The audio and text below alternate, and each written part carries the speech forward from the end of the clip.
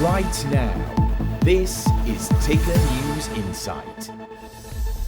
Hello and welcome back to Ticker News Insight, where we are looking to focus on the best of business and gather ideas from clever people joining us from all around the world. I'm your host, Mike Loader, and to our latest story, and the Australian financial services industry experiences 56 plus cybersecurity incidents on a daily basis. Luke Power joins us now to talk us through more on what this looks like and how business leaders are taking action. It's good to see you, Luke. Thanks for joining me.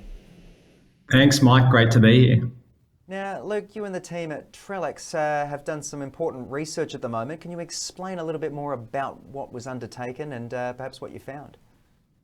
Yeah, so you're exactly right. In October 2022, we conducted a report across about 1,000 cybersecurity professionals in Australia. And what we found that the belief that Australian businesses still won't be threatened is very, very low.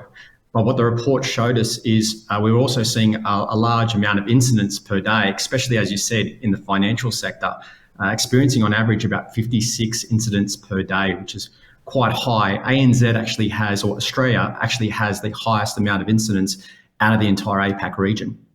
Yeah, it's interesting to think, and of course it makes sense. These guys are getting, these hackers are getting more brave and bold when it comes to attacking these services. But why should financial services industry members take these findings that you guys have so seriously?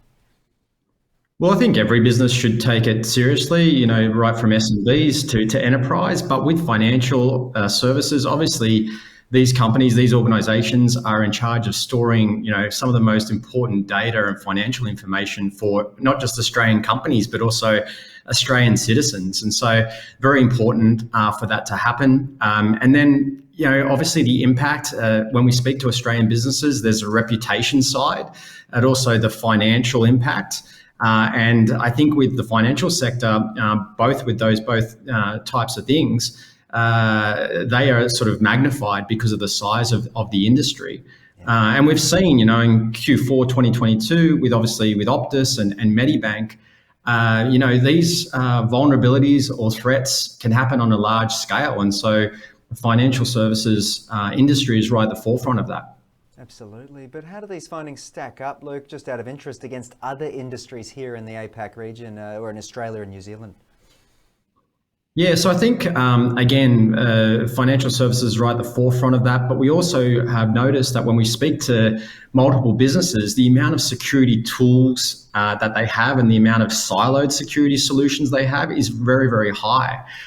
If you look at financial services, 91% of those companies have a high level of siloed security models, and then closely followed by telecommunications at 90%, and also healthcare at 88%.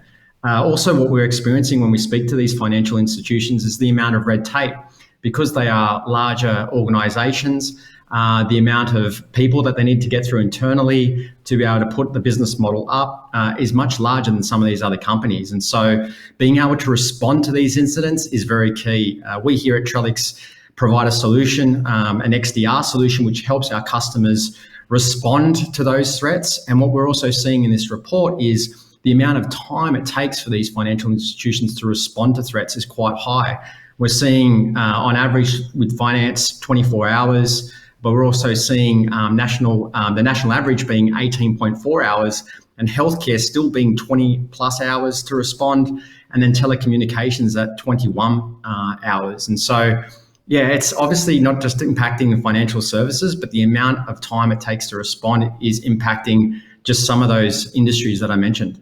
Absolutely. And just to bring it back to the financial sector at the moment, what can financial service business leaders, do to fight the increase in cyber attacks in Australia? Just to summarise and wrap for me. Yeah, so again, at Trellix, we believe that cybersecurity is all about people, process, and technology. You need to do all three really well. And so I think for us to keep talking about things like we are today, Mike, is really helpful.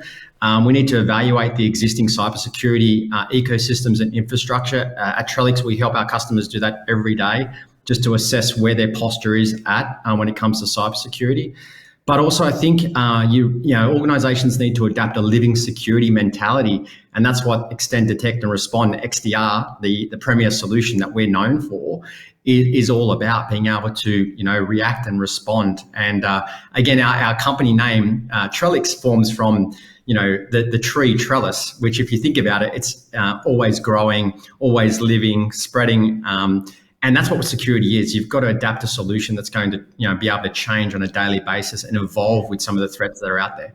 Very well said by you, Luke Power. I want to thank you for joining me on the program and highlighting a little bit more about what's going on in the financial sectors and, of course, sectors across Australia when it comes to cyber defence.